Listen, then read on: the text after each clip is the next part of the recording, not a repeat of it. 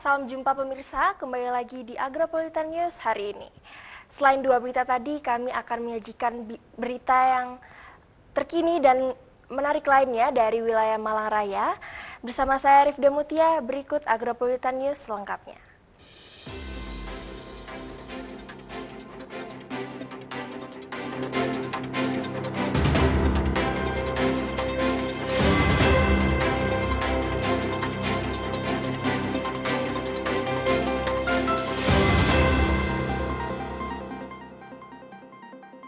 Baik pemirsa, mengawali Agropolitan News hari ini, berikut kami rangkum berita seputar Malang Raya dalam News 60 Detik.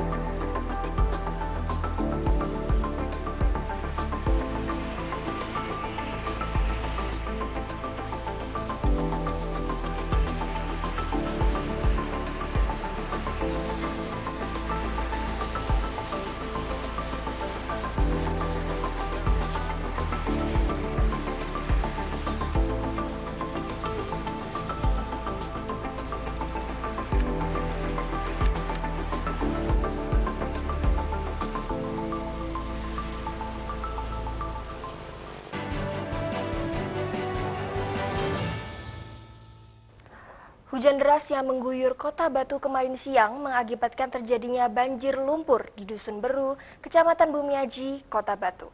Akibat meluapnya Sungai Paron, puluhan rumah warga terdampak akibat banjir lumpur. Tim SAR bersama BPBD, instansi terkait, TNI Polri, relawan, dan warga melakukan proses pembersihan. Banjir Beru.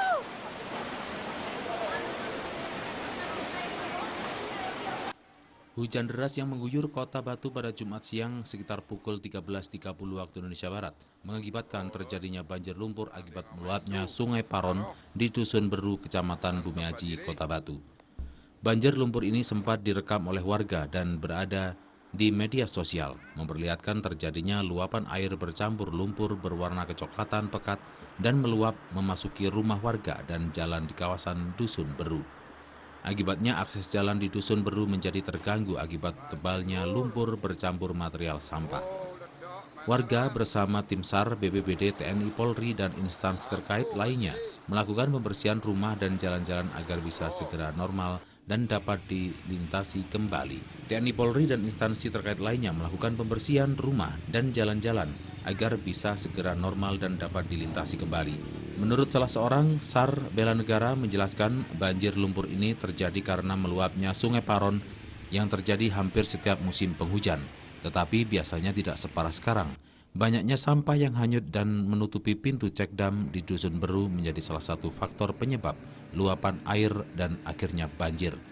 Proses pembersihan di kawasan yang terdampak luapan air Sungai Paron terus dilakukan oleh tim SAR, BPBD, TNI Polri, relawan, dan warga setempat. Tidak hanya itu, untuk menormalkan kembali aliran air Sungai Paron, alat berat kendaraan taktis tanggap tuntas diturunkan untuk mengangkat material sampah yang menutupi pintu cek dam. Proses pembersihan ini masih terus dilakukan agar akses jalan bisa segera kembali normal. Ya, Hujan? di sini hujannya nggak seberapa deras, tapi Ya. di atas rupanya sangat deras sekali. Mm-hmm. Yang terus saya katakan. Meluap banyak balok-balok kayu bersama sampah-sampah yang ada di pintu dam sana itu. Ya, ternyata pendalaman itu sia-sia belaka demikian. Kalau banjir ini langganan di sini, tapi yang terparah yang pertama dulu yang disambung sampai menelan korban jiwa dulu, kemudian dampaknya ke sini juga. Ya ini juga terparah yang terparah nomor 2. Pembersihan di dam itu karena di dam itu kan buntu untuk kena balok-balok kayu dan sampah-sampah itu. Dari Kota Batu, Akbar Atifi melaporkan.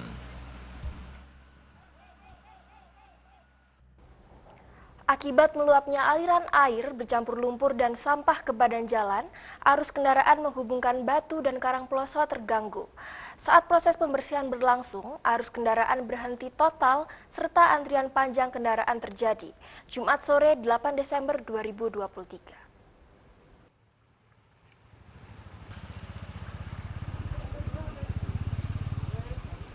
Banjir lumpur bercampur sampah akibat meluapnya Sungai Paron di Dusun Beru, Kecamatan Bumiaji, Kota Batu. Luapan air bercampur lumpur ini tidak hanya di kawasan Dusun Beru, akan tetapi dampaknya juga sampai ke jalan-jalan sekitar Sungai Paron. Salah satunya adalah di sepanjang Jalan Kastubi, depan kantor Desa Bumiaji yang juga terdampak banjir lumpur. Warga bersama-sama melakukan pembersihan dengan mengangkat material lumpur. Tidak hanya itu, akses jalan Batu menuju Karangploso, tepatnya di Jalan Raya Dieng dekat jembatan dan aliran sungai tertutup material lumpur, bercampur batu dan pasir. Proses pembersihan di salah satu jalan penghubung ini dilakukan oleh tim SAR, BPBD, TNI Polri, relawan, Damkar, PUPR, dan unsur terkait lainnya. Proses pembersihan dengan mengangkat material lumpur, batu, pasir, dan sampah dari badan jalan. Proses pembersihan ini mengakibatkan antrian panjang kendaraan terjadi, khususnya dari arah Karangploso yang akan masuk ke Kota Batu. Menurut Iwan Jainuddin, petugas Damkar Kota Batu menjelaskan, untuk melakukan pembersihan dengan penyemprotan, sebanyak 6 kali kendaraan operasional Damkar diturunkan untuk melakukan penyemprotan dan pembersihan. Setelah sekian lama proses pembersihan jalan akhirnya sekitar pukul 4 hingga 5 sore. Akses jalan penghubung Kota Batu dan Kabupaten Malang ini kembali normal dan bisa dilintasi para pengguna jalan. Mengeluarkan 4 armada dan 16 pasukan. Kita mulai jam 3 sore sudah menghabiskan 4.000 liter. Kenapa? Sudah menghabiskan 4.000 liter. Masih proses juga, jadi untuk armada masih siap untuk penyemprotan. Apa sih betul? Harapan kita waspada pada warga masyarakat Kota Batu karena curah hujan beberapa hari ini sangat tinggi untuk antisipasi banjir, buang sampah dan pada tempatnya dan buang sampah sembarangan. Dari Kota Batu, Akbar Atifi melaporkan. Pemirsa, jangan kemana-mana karena sesaat lagi Agropolitan News akan kembali membersamai Anda setelah jeda berikut.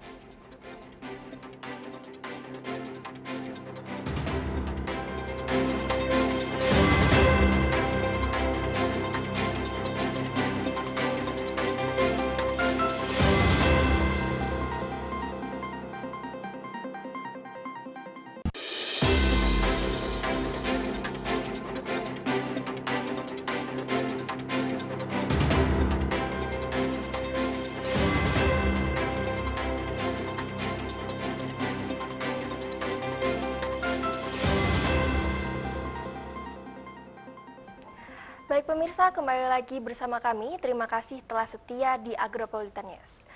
Menuju pergantian tahun, pemerintah Kota Batu melalui Dinas Pekerjaan Umum dan Penataan Ruang atau DPUPR gencar melakukan perbaikan infrastruktur. Di antaranya perbaikan drainase di beberapa titik di Kota Batu, salah satunya di depan Balai Kota Among Tani atau sepanjang Jalan Panglima Sudirman, Kota Batu.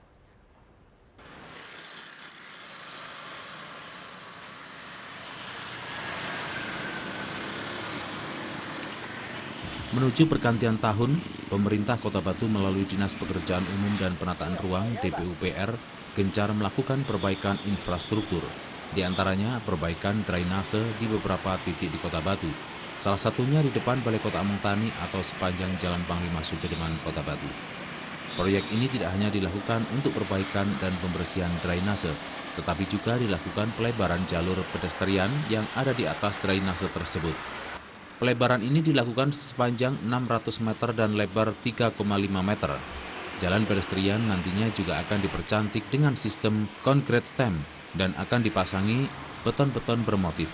Hal ini merupakan rintisan awal dan nantinya diharapkan mampu diterapkan untuk dilakukan hal serupa di seluruh Kota Batu. Selain di Jalan Panglima Sudirman, perbaikan drainase juga dilakukan di ruas Jalan Semeru. Dalam progresnya kurang lebih telah mencapai 90% dan ditargetkan pada pertengahan bulan Desember telah rampung. Meski kerap diguyur hujan, tetapi hal ini dinilai tidak mengganggu proses pengerjaan karena sudah dilakukan antisipasi sebelumnya guna menghadapi hujan yang kerap turun. Selain itu, untuk seluruh proyek jalan di Kota Batu sebelum Nataru sudah bisa digunakan dan dimanfaatkan oleh para pengguna jalan guna meningkatkan kenyamanan khususnya dalam menyambut hari libur Natal dan Tahun Baru. Untuk kegiatan yang di depan Balai Kota ini kegiatan pembangunan pedestrian di ruas Jalan Panglima Sudirman. Jadi pedestrian ini akan kita buat lebih bagus lagi. Kita menggunakan material sistem concrete stem. Jadi kita menggunakan beton bermotif nantinya. Sekarang kita melakukan penataan drainase di bawahnya dan juga menataan beberapa kabel-kabel utilitas di bawahnya. Nah ini rintisan awal nanti untuk seluruh Kota Batu kita upayakan untuk kita lakukan hal yang serupa. Oh tidak, insya Allah tidak ada yang mengganggu. Ini sudah kita antisipasi semuanya. Jadi kita menggunakan material fabrikasi untuk sistem drainase di bawahnya kita menggunakan culvert dan di atas kita menggunakan konsisten. Jadi nggak ada pengaruh dengan hujan. Untuk yang Bromo Semeru hari ini sudah mencapai kurang lebih 87%. Dan kita targetkan sebelum pertengahan Desember sudah selesai, kita overlay di atasnya. Dari Kota Batu, Vicky ATV melaporkan. Program penurunan stunting di Kota Batu sebagai salah satu tujuan utamanya untuk meningkatkan gizi pada anak. Hal tersebut dicanangkan untuk menekan angka stunting pada anak di Kota Batu. Pihak Dinas P3AP2KB Kota Batu melaksanakan evaluasi terhadap program penurunan stunting bersama anggota BPD dan perangkat desa se-Kota Batu.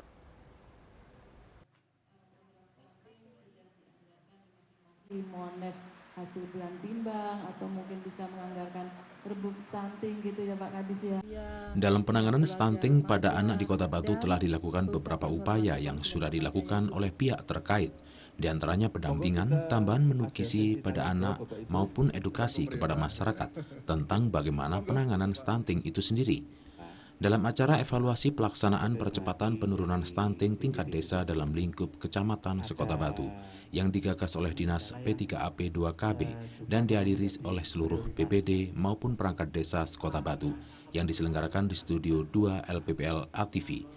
Kepala Dinas Pemberdayaan Perempuan, Perlindungan Anak, Pengendalian Penduduk dan Keluarga Berencana P3AP2KB Aditya Prasaja dalam penanganan selama ini yang sudah dilakukan pihak dinas untuk memberikan edukasi dan pendampingan kepada anak yang diindikasikan stunting. Oleh karena itu, betapa pentingnya gizi pada anak.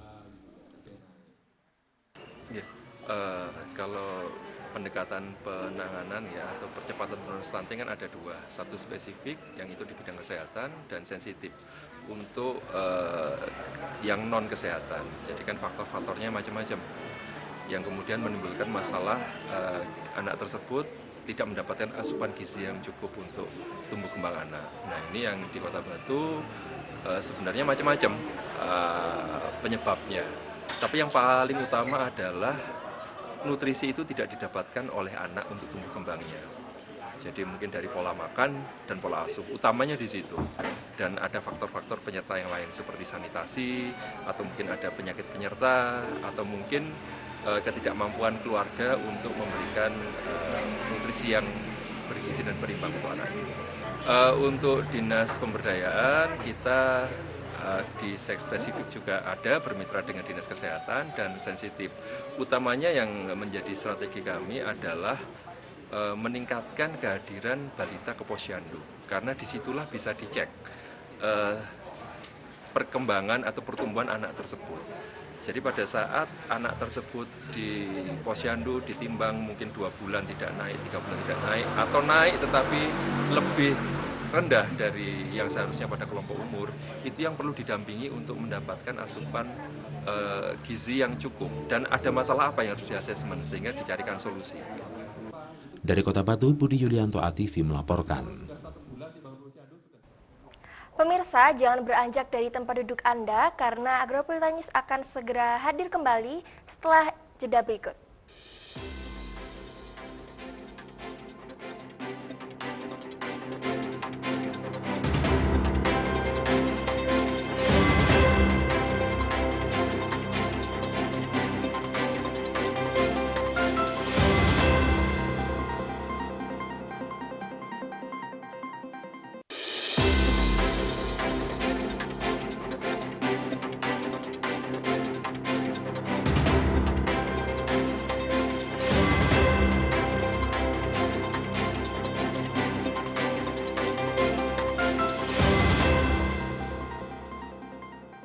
Terima kasih pemirsa, masih tetap bersama kami di Agropolitan News. Memasuki masa tahapan kampanye Pemilu 2024, Badan Pengawas Pemilihan Umum atau Bawaslu Kabupaten Malang menekankan pengawasan jalannya kampanye. Pengawasan yang dilakukan tersebut fokus pada potensi pelanggaran peserta pemilu pada aturan main kampanye. Swasta pun juga masih boleh, Bapak Ibu. Perusahaan itu juga boleh, selama mendapatkan Badan Pengawas Pemilihan Umum Bawaslu Kabupaten Malang memberikan perhatian kerawanan pelanggaran pada masa kampanye Pemilu 2024. Pengawasan awal pada masa tahapan kampanye partai politik masih fokus pada pemasangan iklan, alat peraga kampanye, dan rapat umum, rapat tertutup, tatap muka, maupun kegiatan lain termasuk pada aturan main kampanye.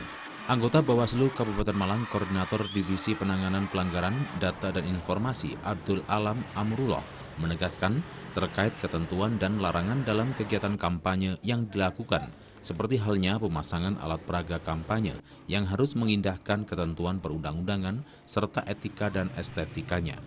Khusus alat peraga yang dipasang di lokasi dilarang, Bawaslu merekomendasikan penanganan pelanggaran lebih cepat dan dilakukan pemeriksaan. Lokasi pemasangan alat peraga yang dimaksudkan seperti lembaga pendidikan, tempat ibadah, fasilitas kesehatan, juga kantor pemerintahan. Potensi kerawanan pelanggaran pemilu ini juga bisa terjadi di kalangan ASN dan TNI Polri yang bersikap tidak netral. Yaitu bentuknya pertemuan tertutup, pertemuan terbatas, ataupun tatap muka, kemudian pemasangan APK dan bahan kampanye. Itu dan ada satu lagi kegiatan lain. Kegiatan lain itu kalau di PKPU 15 memang diaturnya agak luas kayaknya, itu ada kegiatan bazar, kegiatan kesenian, perlombaan, kegiatan olahraga, bahkan kegiatan bakti sosial. Nah itu ada beberapa kegiatan yang juga tetap diawasi karena teman-teman kan Panwas dan PKD itu melakukan patroli sehingga melihat tidak hanya melihat pemasangan tapi juga mengidentifikasi kegiatan-kegiatan yang berpotensi kampanye. Di luar rapat umum tidak harus izin atau pemberitahuan? Nah itu pemberitahuan. Semua kegiatan selain pemasangan APK dan penempelan itu harus memberikan pemberitahuan ke Polres tembusan ke Bawaslu dan KPU. Ya satu, kita ada dua ya, mungkin satu soal netralitas itu satu. Yang kedua terkait dengan isu-isu politik identitas atau sara atau ujaran kebencian, fitnah atau mungkin kekerasan verbal itu saya pikir menjadi perhatian karena itu menjadi titik kerawanan yang muncul di dalam analisis indeks rawannya Bawaslu. Selain itu, lanjut alam untuk pelanggaran lainnya menjadi fokus pengawasan Bawaslu dan bisa dilimpahkan ke sentra Gakumdu, seperti halnya pejabat negara, pemerintah yang ikut terlibat kampanye, pelanggaran netralitas ASN dan TNI Polri termasuk aparat pemerintahan desa kelurahan. Dari Kabupaten Malang, Max Munir, ATV melaporkan. Pemirsa, jangan beranjak dari tempat duduk Anda karena sesaat lagi Agropolitan News akan kembali setelah jeda iklan berikut.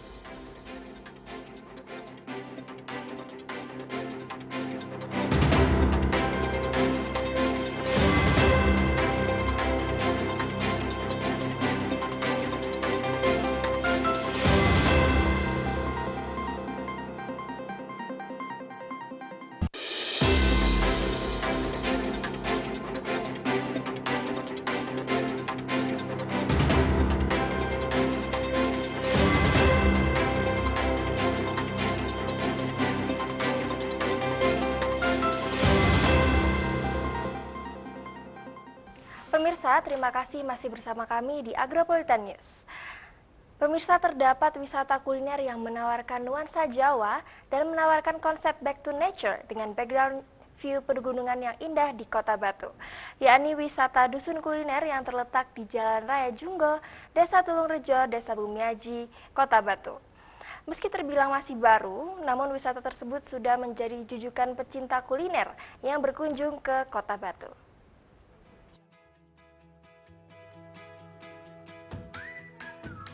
Banyak bermunculan wisata baru di Kota Batu. Salah satunya adalah wisata dusun kuliner yang terletak di Jalan Raya Junggo, Desa Tulungrejo, Desa Bumiaji, Kota Batu ini. Di mana wisata ini menawarkan konsep back to nature dengan background view pegunungan yang indah. Selain itu, di tempat ini juga banyak dipenuhi area perkebunan serta bentuk bangunan khas Jawa yang sangat jadul di tengah perkebunan apel.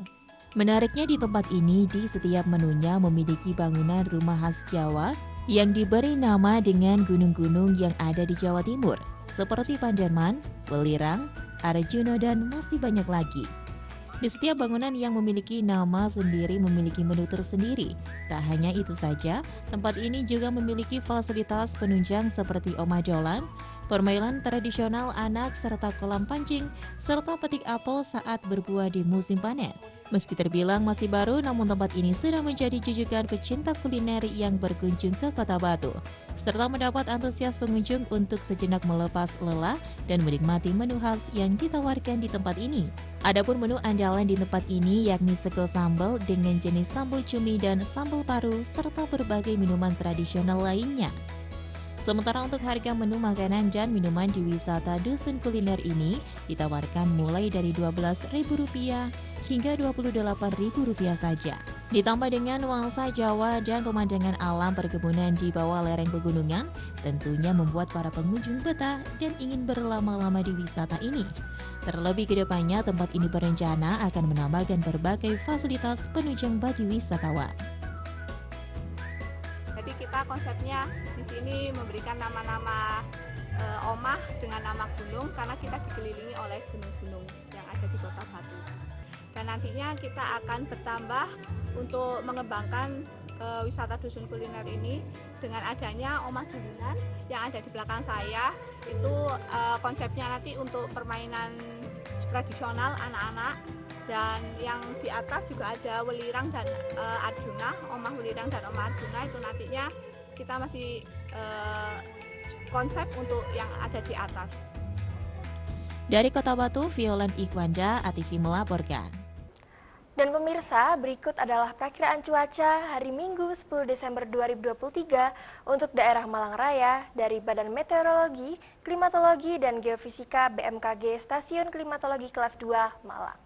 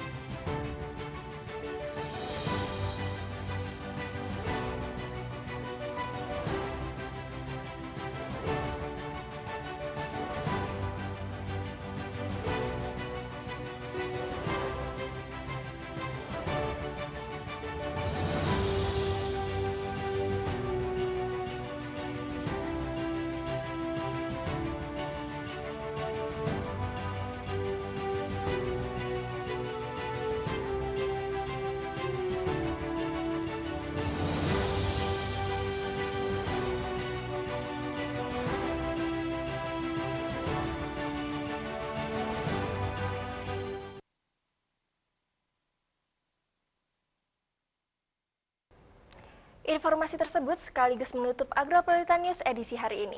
Nantikan informasi menarik lainnya di Agropolitan News esok hari di jam yang sama. Mewakili seluruh kerabat kerja yang bertugas, saya Rifda Mutia pamit undur diri. Terima kasih dan sampai jumpa.